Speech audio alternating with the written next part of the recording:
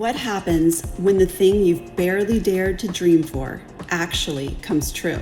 How does it change you when what you've been believing for and almost given up hope on finally becomes reality? The Redefining Possible podcast spotlights guests with stories of insurmountable odds who have witnessed the impossible become possible with God.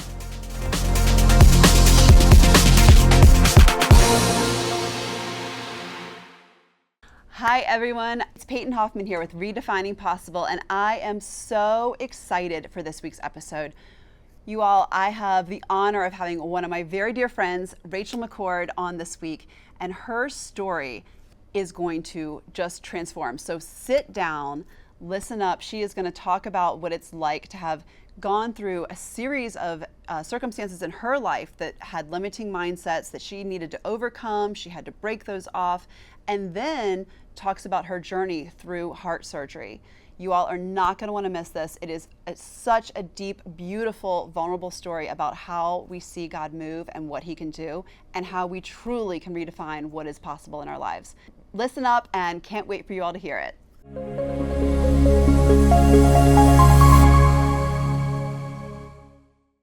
Hello, welcome to Redefining Possible. I'm your host, Peyton Hoffman, and today I have the joy of bringing on to share with all of you all the fabulous Rachel McCord, author, speaker, business owner, media executive, TV personality. I mean, is there anything this woman has not done? Wife and mother, let's add that. Thank you, Rachel, for coming in and joining today. I am so excited to have you on the podcast. Oh my goodness, I'm giddy about this. I'm so excited. Thanks for having me. This is fun. It's amazing. And honestly, your life story is very much the epitome of redefining possible. I mean, in so many ways, in career, in health, in business, in life, you have redefined what's possible in your life multiple times. And we only have a limited amount of time today, so we're not going to go into the whole life story. But I did want for our guests, give them a little bit of background on just like how you grew up, the mentalities, the mindsets that you grew up with, because I think that really is going to be transformative as they hear your journey into where you've come now. Thank you. What a good question. Okay, so, I grew up in trailer parks in Georgia, and I remember that was just my normal, right? Yeah. I think for a lot of people, like whatever you grow up in is like your normal, and it's almost more comfortable, right? So I was more comfortable in the limited mindsets that I developed in that season of my life. Yeah. I struggled a lot with self-worth and feeling lovable. I also overcame a lot of trauma. I had PTSD and all that fun stuff, like little bag of tricks. All the stuff. All the things. So I think I struggled a bit with just being able to process what was happening and all the things. And so, growing up and getting older and having to shift that thinking was challenging because, the first step to solving a problem isn't admitting you have one. It's actually knowing you have one. Just awareness. I didn't even know. I didn't even know it was abnormal until I went to a conference one time and was like, oh my goodness, like I never thought like this. I didn't think positively like this. So shifting was definitely a big thing for me. What was that like, that awareness moment for you when you had that aha of like, wait, I don't think that way. Am I supposed to be thinking that way? Did I miss something? I mean, what was that like for you in that moment? So it's actually a pretty funny story. I am from Georgia and I love me some country music. So I was living in Vegas at the time and had attended this big event, like the self-help event. And this was before I really kind of had these wild spiritual awakenings with God. I was kind of a little lost, I'm gonna be honest. I grew up in a faith-based home, but I'm not sure about that, but not as prevalent. Definitely different vibes than what I'm experiencing in this season of my life, thank God. But it was interesting because I was at this event and I had been thinking about Garth Brooks and how he had a show. This is really funny. He had a show at the WYNN. Okay. And when I heard about it, I was like, oh my gosh, I want to go. But then I talked to my friends and oh, it's so annoying. They just doubled the price. And me coming from this limited mindset, I was like, of course I can't justify spending this double the amount on the same show. So in my head, I was like, oh, I'm just not going to go. So I'm driving past the WYNN and I see an advertisement for Garth Brooks performing. And I was like, oh, what a bummer. I'm not going to be able to see that. And then I had this aha moment, the awareness. Wow. I was like, wait, I'm actually thinking that, but maybe this is what the challenge was in this event I went to. What if I just start believing I'm going to go to this event? Okay, it made no logical sense at all, but I was like, why not, right? So I start playing Garth Brooks music all the time, because if I'm going to a concert, I need to prepare myself. Gotta get ready. Ready, right? Yep. So I'm singing it for about a week, literally 7 days, okay? Oh my gosh. Then I go to this event. It was like a birthday party for a friend of mine, and we're at the WYNN, and because Garth is there, they turn on all my, like, friends in low places, which, hello, I speak that fluently. Classic. So I'm dancing at the Paracel bar. I'm like so excited. And then I go back to the table where we were sitting, and this guy asked me, he goes, hey, do you like Garth Brooks? I'm like, honey, I'm from Georgia. Of course I like Garth Brooks. Like, it's like in my DNA. And he's like, would you like to go see the show? I'm not kidding. He literally says his mom runs the, she's the VP of Foreign Exchange or Foreign Affairs for the WYNN. What? Literally the next weekend, I'm on row 2 at the Garth Brooks show, wearing full red, like I am today, actually. It's so funny, I wasn't gonna share this. And I swear he winked at me. I don't know about that. There was a wink. Isn't that insane? That's amazing. And it started with your mindset. It started with saying, hey, but what if? And I love that, because that's such a subtle thing that we can look at something and be like, oh, I guess it's not for me, and just, it's so subtle, and it's not a conscious thing, but you had that moment of, wait, what if this is the exercise that I just learned about? What if, this is for me? What if this is possible? And just the way that all came about is incredible. I love that. So right? But you know what was really crazy though, Peyton, was that in my mind, the stakes were really low, because it was just a Garth Brooks show. And so you think about it later in life with bigger things, and it's like, oh, the stakes are much higher. How do you keep with that mindset of belief in something good to come? But what I did notice that was kind of funny was once I came back to the table and he asked me if I wanted to see it, and I was like, oh yeah, of course, I'm like a Georgia girl. When he offered it, my first feelings of lack of self-worth really like sparked up, and I almost was like, oh no, I would like, you know, you struggle to receive that. That has been like one of this like theme in my life of like having to be, doesn't make any sense that it's for me. How is this for me? But like, it's really interesting. That was something that popped up, but you can't get to part 2 until you start to face part 1, which is the mindset on just putting it out there in general. Then you've got to move on and then actually get comfortable receiving. Well, and I love just the fact that you explained, the fact that the Lord was working, first of all, behind the scenes, but that it started with something, like you said, something small. And you have to start somewhere. And you have to start, like you said, breaking off those limiting mindsets somewhere. And it started with Garth Brooks, but then what if it's marriage? What if it's career? What if it's health? As it gets to these other things that are really vital in your life, if you haven't practiced that over time and you haven't built up that faith muscle over time, you don't have it to stand on. And so I think that's so fascinating and so important. And I love that it did start with the Garth Brooks concert of all the things. I mean, sure, I know there's people right now that are believing for, watching this, and they're believing for like grocery money. They're believing for, all kinds of things, health and healing. And for you just to come into that and say, this is where it started for me, but it didn't stay there. It went to something bigger. And for you, I know that was your health. So at this point in time, when the Garth Brooks concert was happening, how was your health? Did you have any heart problems back then? Did you have any health issues back then? Not that I knew about. I didn't realize what was going on. And so it was definitely later on, once I was with Rick, my husband, we met in 2013. I started having these symptoms where out of nowhere I'd black out, and he'd find me in the floor blue, or I'd be on an airplane and start having an episode, and they like almost diverted a plane for me, where I would just almost lose all the strength in my body, and I would be aware though. So I could hear people panicking and running, Rachel, screaming over the PA, like, is anyone a doctor on the plane?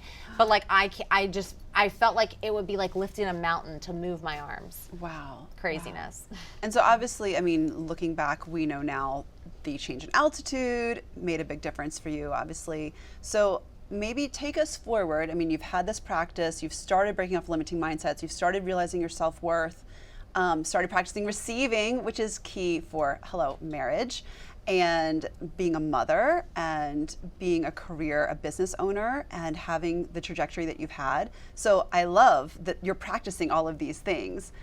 But take us to just that moment when you realized something was wrong with your heart? Because I know there was a journey even figuring out what was happening with that.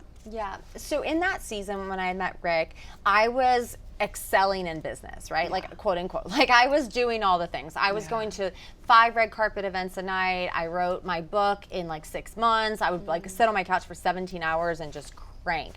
And so I was just working a ton. And in a lot of cases, you know, you can be so distracted that you don't really notice. And then I would have these like bottom outs where I would just like be like, whoa, like I need to go to the hospital because something's terribly wrong. And I would go to the hospital, they'd run a ton of tests, they could never figure anything out. Then after the years went by, while I'm still like climbing in my career, we start noticing that I have a murmur in my heart, which is like just like an extra sound. And it just got aggressively worse. Like, it was really bizarre. By the time we like found out that I needed heart surgery, Ricky could lay his head on my chest and hear it just like with his own ear.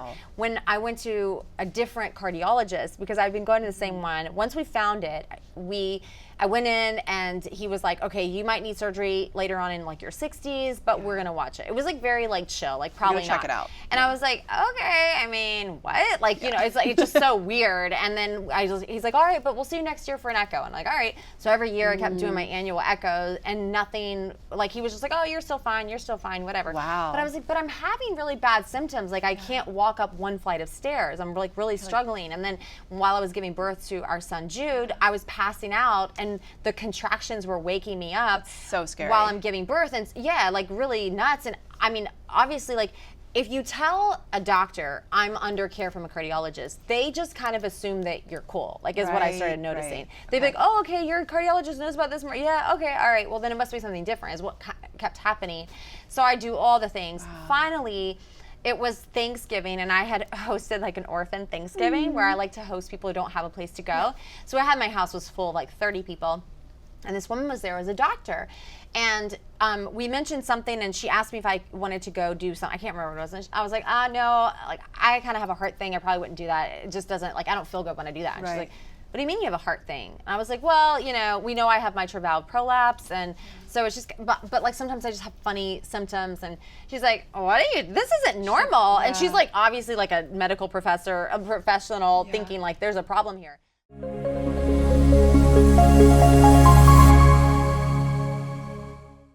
So cut to, she's like, let me introduce you to my friend. So she invites me, she connects me over text, this other cardiologist. And so I go see him and he puts a stethoscope on my chest and he's like, okay, this is very severe. Like, he's like, this is not mild. Because it kept being classified as mild to moderate, which is why no one really cared. But then he's like, this is not mild. This is moderate at best. So he rushes to get me like this like internal scan. So they have to put me under. It's my first time going under since I had the baby. I was so anxious. I'm kind of talking, like I'm sitting in the bed. Ricky's talking to the anesthesiologist, and I'm just kind of like chilling while they're talking.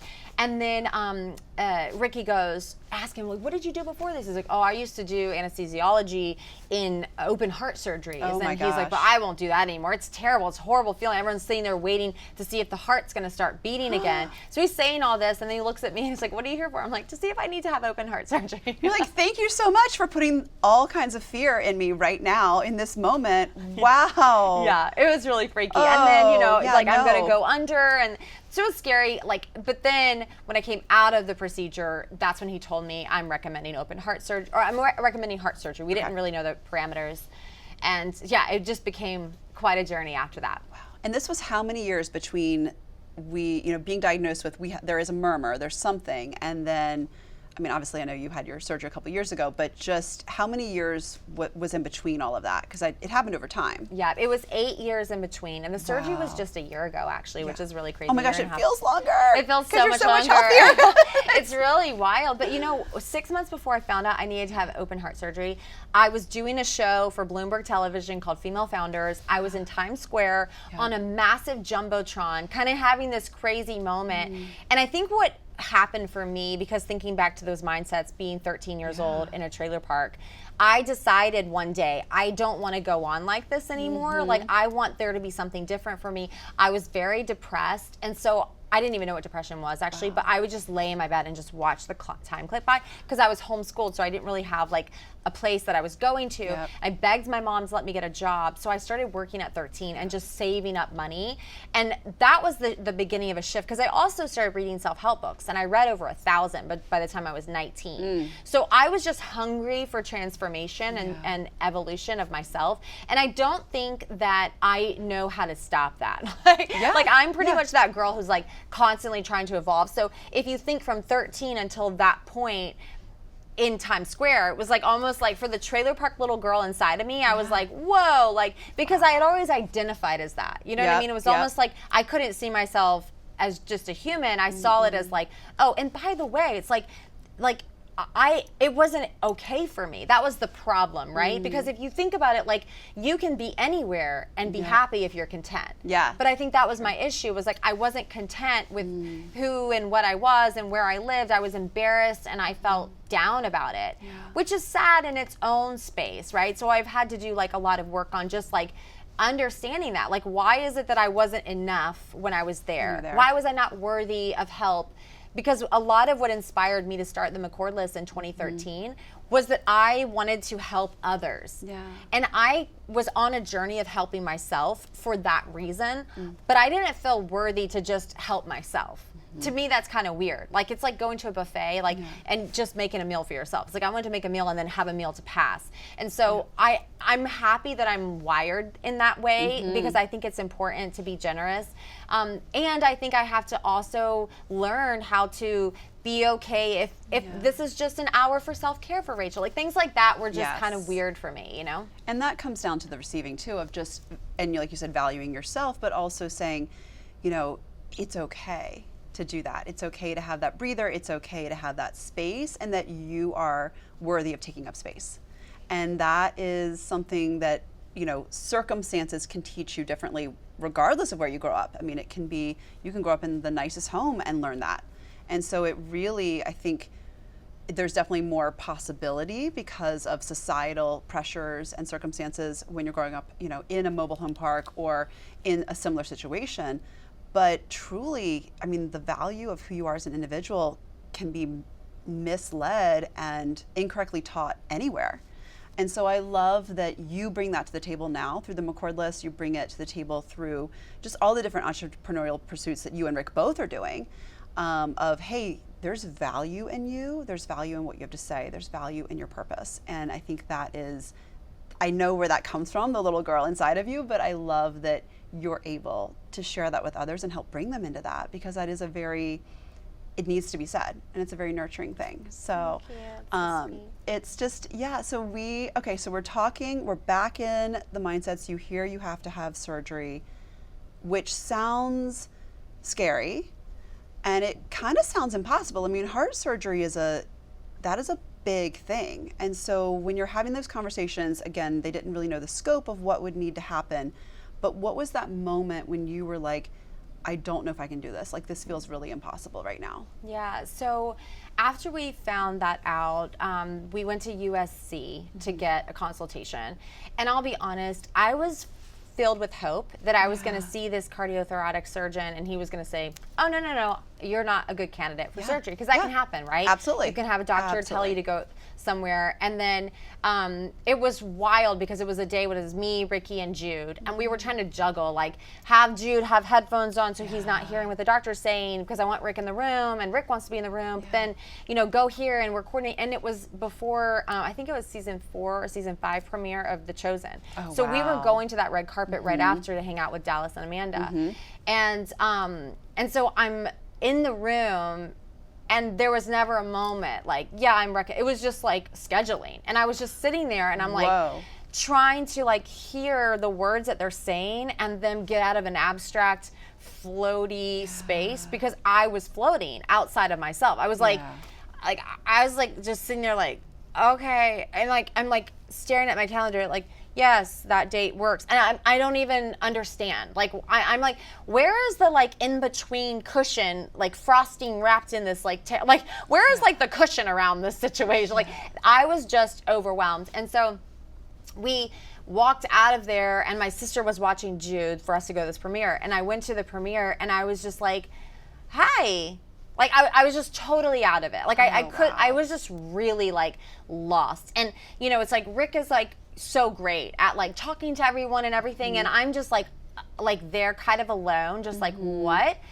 But I will say that he did not leave my side for like 2 days after this. Like we're together fully. We go back home, and it was just like this wild zone of like this dark cloud just came over our home. And my moment of impossible was,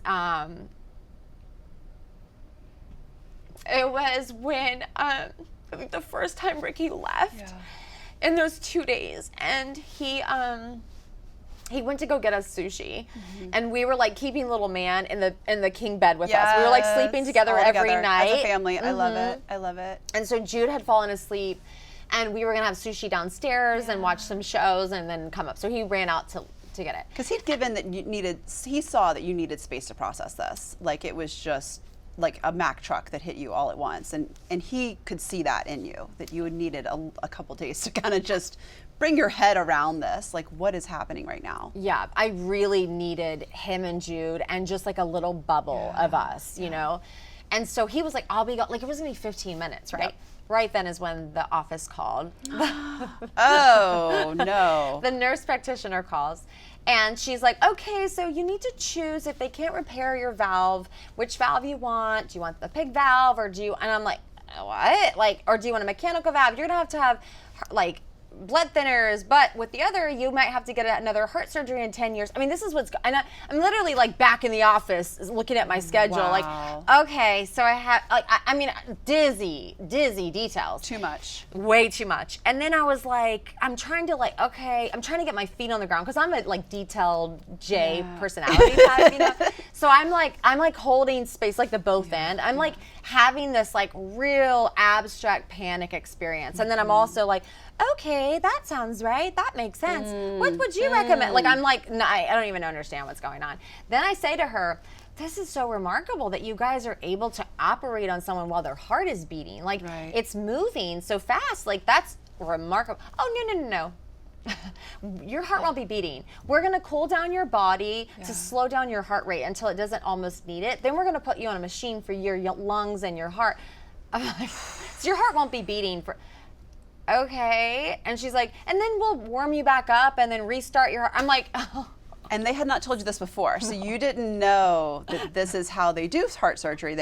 They do have to more or less stop your heart to do the repair, and then they restart it. And I mean, I only know that from Grey's Anatomy. Like, this is not something, it's, you know, but it sounds, to me, it just sounds ludicrous to be hearing this on the phone.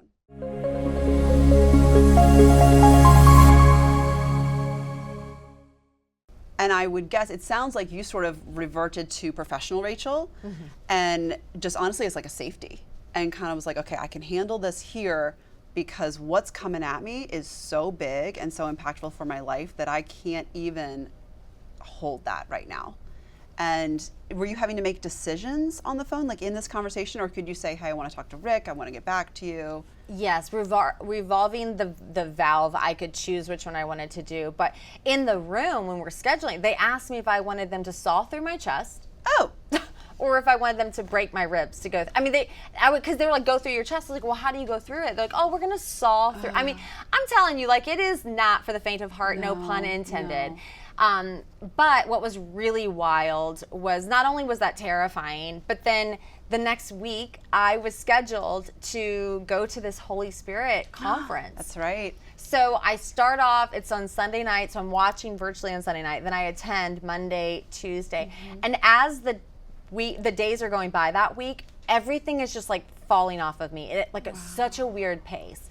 And my husband had called one of our friends who's a publicist, and she was like, oh my gosh, I'm so sorry, Rachel, I'm so sorry to hear this about Rachel. I wasn't on the phone. Oh, and then she's like from the UK, and she's like, but darling, she's like, we need to do a press story. We need to do a Daily Mail exclusive. So and you're like, this is not the time. I'm not even on the call. I have she and Rick planned for me to do this interview with Daily Mail, and it's booked on the third day of the Holy Spirit conference. So day one, I'm panicked. Day two, I'm like kind of like being like loved up on. By the third day of the conference on Wednesday, I was like, we're good. Like Okay, I yeah. was like floating. I was so happy. So I get on the phone with James from Daily Mail to do this interview. And I was like, hi, how are you doing? Like, and he was like, wait, what? Like, are you okay? How are you doing? You know? And so it became this whole conversation. But I think that was the beginning of redefining possible for me, because it was like, this was an impossible situation that I didn't have bandwidth for. And here I was in this moment, and I was like, oh, okay, actually, like, I can be strength. I can have peace that passes understanding. I can have strength that doesn't make sense. And that was really the beginning of it all. And did you feel in that interview, because I know there's photos of it, we'll have to find some photos to throw in here as well, but there's footage of you and photos from that, and you do look at peace. I mean, that's the wild part, is did you feel, I mean, you obviously had strength enough to do the interview, but did you feel different in the sense of like, okay, moving forward, or did it just hold space for that day, for that moment? How was that for you? Just, shifting, because then you kind of got into, okay, this is getting real. I think it really was a shift is what happened. Like I shifted completely. It was almost like God picked me up and put me on a different island. This island was the cloud, and this island was Romans 8:28. God will work all things together for good for those who love him and are called according to his purpose. And so what really clicked for me in that verse that I had never heard before was not all things would work together for good for Rachel. It was that God would work all things together for good for Jude and for Rick. Wow. Because you have to understand, like for me, I've been under anesthesia. I know what happens. You go to sleep. Right. I'm thinking I'm going to wake up in heaven or I'm going to wake up in a hospital. Right. I have a 1 in 5 chance that I'm going to wake up in heaven, and I have a 4 in 5 chance that I'm going to wake up in a hospital. So I was actually at peace with that. I was in this weird space of like, if I have 2 weeks left on this planet, how does that shift? And so that was almost like, if God put me on a different island, then God took me into the deeps. And I started to think about things like, have I been a good steward loving Rick well enough? Like to last him the rest of his life. He's already lost his mom. He's been through so much in his life. Like, have I done a good enough job over the years? Because you think you're going to just have tons More of time. You never think in your 30s that you're going to face your heart being stopped. You just don't think that. And then it's like for my son, like wanting to protect him and of course wanting to be there for every moment of his life, and I remember we had our baby during COVID, and there was so much fear in that season, and I just kept imagining Jude having his children, and I was seeing him as an adult with his kids. And so, suddenly I'm in this moment and I'm remembering these visions I've had from him, and I'm like, but I want to physically be there. But I know that things all work different and there's no tears in heaven. So surely I would be fine, but I needed my boys to be fine was really where my head was at. And then the third thought was, have I been bold enough with a faith that I know is real? And that was definitely the no. Yeah. I had felt like I loved Rick to the capacity, and I could find more love at that point because God was taking me into the deeps. And of course, you can never teach a 3-year-old. My son was 3 at the time. Everything he needs to go for is like, I don't even know if he's going to still remember me in that scenario. But I had done my best, and I knew that because I'm a mama bear. You are a mama bear. I am like so But I know that God is real. I've seen miracles, but I was not bold. I was afraid based on how I'd grown up and how faith was introduced to me as a child in a very aggressive way. Like it was not real faith for me, which is why I kind of mentioned that at the beginning. So it was very different to suddenly be like, okay, like, and then I would go in crowded rooms and I'd look around and be like, wow, there's like so many heartbeats in here. Yeah, it is. And I remember meeting you and Rick and Jude in that season. It was right before your surgery, maybe a couple weeks at church. Yeah. And there was this moment, it's so funny because I remember the pastor asking folks to come up who had experienced physical healing, and I like beelined it to you and jumped on the stage, and I was like, this woman that has never met me, and I'm literally like praying over you and hands, because I've experienced that myself, and I was like, I can stand here in the gap with this faith that I know is real, and I can have that for you in this moment, because it was too much to ask you to have that in that moment. And I remember talking to you and Rick afterwards, and I'm may not have it exactly right, but I said something about, I think you're going to have to walk through this, but the story you're going to write on the other side is going to be so profound. And I just had this really strong sense of like, you're going to have the surgery. And I know we were still praying for you not to at that point, but that on the other side of it, there was going to be this testimony that was going to really transform so many people.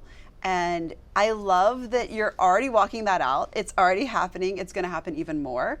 And it just was such the strength that the two of you had together, because he really was. I mean, he was right next to you. He was covering you. And it just, to me, that jumps out at me so much, because I knew you all as husband and wife and just beautiful people that I love dearly before any of the career things, any of the other things. It was just, we're praying for Rachel and Rick. And I love that. I love that because you've come on the other side of it with, I feel like, as your friend, just this sureness and this peace that really is very different. And it just, both of you have. And I think that can only come through a fire like what you all have been through together, is you come on the other side and you're like, okay, like it does redefine your faith. And, for you, and take us to that place where it redefined just who God was to you. Because you mentioned your faith and how that kind of shifted in that. How did just the procedure, that whole journey, how did that really redefine for you, like who God is and your belief in what he could do? Yeah, that's such a beautiful question. I think for me in that season, you remember I talked about God moving me to this island. That doesn't mean that there's not still rain that gets you wet on the island, right? So the rains were still coming, and you would get when you get the notification, or you get a reminder of an appointment and you need to go get the scans and things like that. I mean, I would still feel those moments, but there was like that feeling that I was being held by God for real. And so I say that because I think a lot of us are going through storms, and we want to hear these like magical moments of like peace that passes understanding, and that is exactly what happened for me. And God still allowed me to feel it. You know what I mean? Yes. Because I think that like part of feeling it is what transformed me. I firmly believe, like, very differently now, in the sense of like difficulty, trauma, hardships, like I fully see them so differently. There have been seasons in my life financially where we have faced like our back fully against the wall. My husband and I are both entrepreneurs. It's like when it rains, that's it's great, big all the thing. Yeah. But but I think that like had I not faced those, I wouldn't have had the faith that I needed to face this with my heart. Because growing up how I grew up, financial hardship was the scariest for me. And I remember one time we were like really in a tough spot, and I was like, can you please stop spending money, Rick? Like, money represents freedom for you. It represents security for me. And I heard God say clear as day in my head, why does it represent security for you?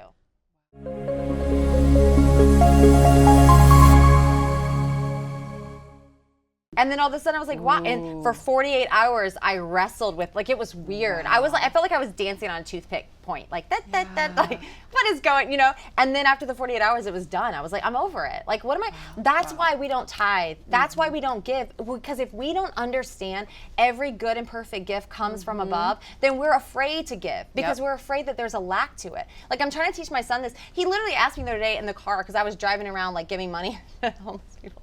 He was like, why do you give all your money away? I'm like, A, it's not my money, it's God's money. B, you can't outgive God. He's like, well, then we're going to be poor. Oh, I love it. The 5-year-old. So we're, He's like, Mom, what are we going to do to eat? How are we going to live? He's like, why do you give all your money? But I'm like, that's the best. I want my kid to think I'm the person who gives all her money away. Because the thing is that like I've never experienced more abundance than when I've given. And I'm not saying that because that's the gift. The gift is not the abundance. The gift is the abundance that happens in here. Like, we read the Bible and sometimes we put it into our capitalist world and we try to make it fit there, and it does not fit there. Because it's not about that. Prospering is about prospering in your soul and your spirit. And I wanted God to heal me because I know my best friend is my healer, and I know that. But I also know that, like, you had the sense, and you were so profound and correct in that like I did have to walk it out, and it was going to be that journey. But on the other side, like, I just see everything so differently. Yeah. So now, like when you ask me, like, how do I see God? It's like, I see God in every single heart. I look around and some people see a stain and I see a heart. Some people see toothpaste clumping together in this thing and I see hearts. Like, I see them everywhere. I see them in the sky. Sometimes I say it so much to people around me, people who literally are like, okay, Looney Tunes, you know, well, I'll be like, okay, wait a minute, but look right there. Do you not see it? Like, look in the studio. You see the clamps right there? They're on the clamps. Like, I literally see it all the time. And so when I see it really pronounced, I say, okay, like this one you can look at. I love that. Well, and it's, you see what you've walked through in everything around you now. And I just love that. And I think you had to walk through that to be able to have that vision. And I think that's incredible. And you did touch on, which I love so much, just the importance of being generous, the importance of not limiting what God can do, because truly he can do anything and does. And it's just a matter of like, will we give him room to work? Will we give him room to do crazy, amazing, above and beyond things in our lives? And with that, you know, coming from a place where you had some real limiting mindsets for yourself, how did this transform what you believe is possible for your life? Oh my goodness, everywhere, in every way. Like, I feel like I am, like, she's got her head in the clouds. Like, I feel like that's me, like, in like the best kind of way, right? Like, I genuinely feel like I have such a connection to God, like, that I just passionately want for others. Do you know what I mean? Like, I passionately want it for others, and I'm so excited about it, and I know how transformative it can be. I know how impossible this life is without it. I mean, if you think about it, like, my story has hit, like, you know, self-worth issues, trauma, PTSD, which manifests in major panic attacks and anxiety and major depression, ideations, like attempts, like I really financial hardships, open heart surgery in my early 30s, like all the things. It's danced through all the lines of everything that in your life you would say ended it all. But when I opened my eyes in the hospital and I saw the ceiling and I was like, wow, I survived. Like, I'm here. And then I thought, thank you, Jesus. And then I thought, get this out of my throat was like my first thought. Yes. Because I had the breathing. That's a very real moment. It's a very real moment. But you know, you think about it, like ever since that moment, you have to understand, I knew who started my heart. I know who I'm grateful for, my surgeon. I love her. She's incredible. I like the whole team. There was like a team of 50 people.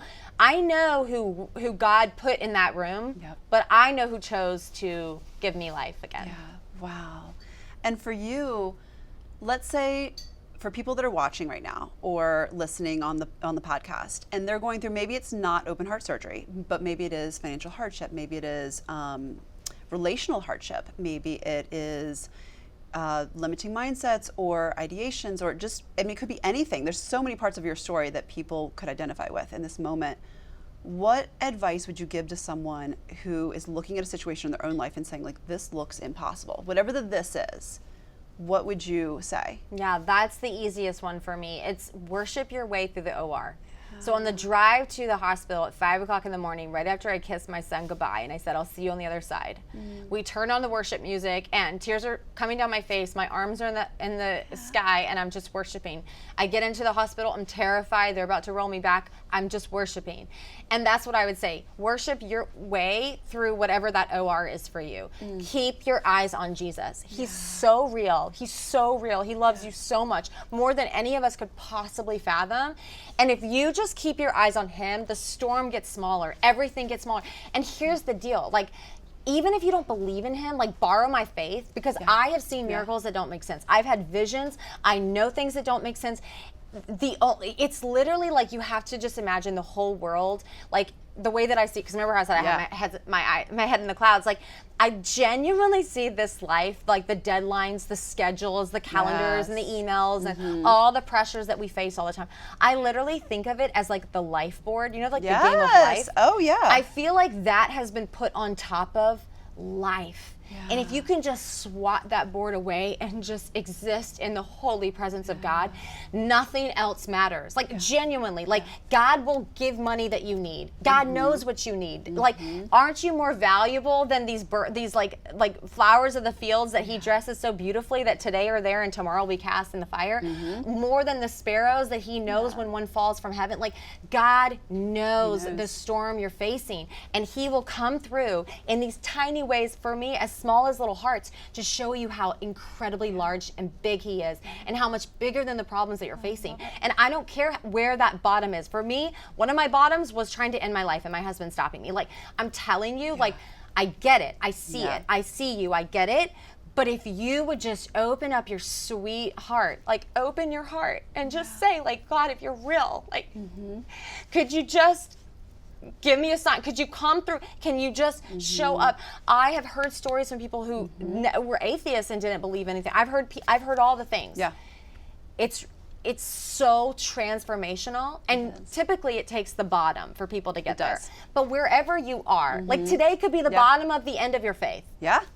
Well, and for folks who have been walking with the Lord, this could be the bottom of their old level of faith too. So it's, I think, just even hearing this and it's, I'm thinking back to my own story of, like, you know, I grew up but had to come to know the Lord like in my late 20s, and I did have that rock bottom moment where it was like, if you're real and if you're there and if you hear me. It was like the prayer of a 5-year-old, but that's all I had. And, you know, for you, it was like, hey, if you're real and you're there, like, you needed to know, you needed your heart to be restarted, and it's given you such a passion and a sureness that you can't learn that. You have to experience it.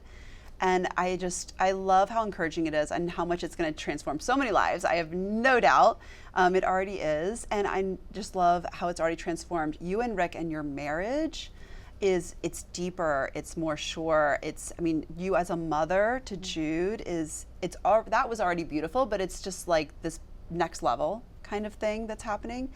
And even just you as a business owner and coming in and just holding things and being like, this is really amazing that we get to do this, but it's not about this. And I just think that is to always have that perspective of what matters more is, I think, just so important. And that truly is redefining what could be possible for anyone is, you know, whatever moment they're in right now, it can completely be transformed. It can. Okay, last bit of advice, where can we find you? I mean, for folks that are listening that have not heard this whole story, you mentioned the Daily Mail. How can they be following you? How can they tune in to that episode where you do share more about that actual journey leading up to the surgery? And yeah, how can people get in touch with you? Yeah, well, my whole business world is on the McCordlist.com. That's where we built this media network, where we produce these shows and get to help people realize that their voice matters, their heartbeats matter, not to waste one, to really do what they're called for, that it doesn't matter if their platform has one person or 100 million. Like, it matters. The person on the other side, it matters. For me, being at that event, that was transformational for me. And so think about, like, showing up and getting on the stage, writing the book, doing the show, posting on social, even when it feels freaky. All like, of it. do it all.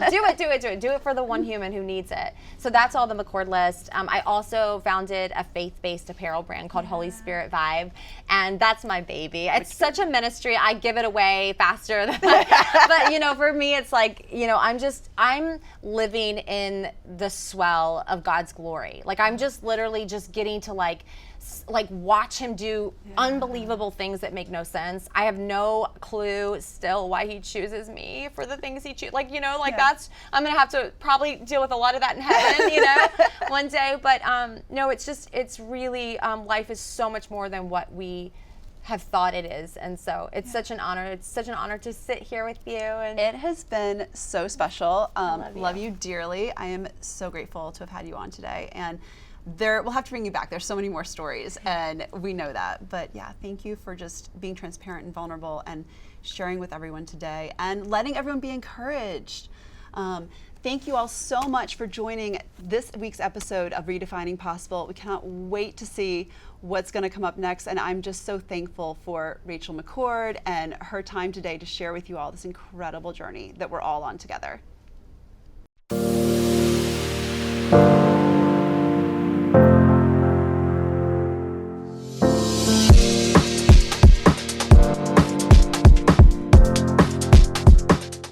happens when the thing you've barely dared to dream for actually comes true? How does it change you when what you've been believing for and almost given up hope on finally becomes reality? The Redefining Possible podcast spotlights guests with stories of insurmountable odds who have witnessed the impossible become possible with God.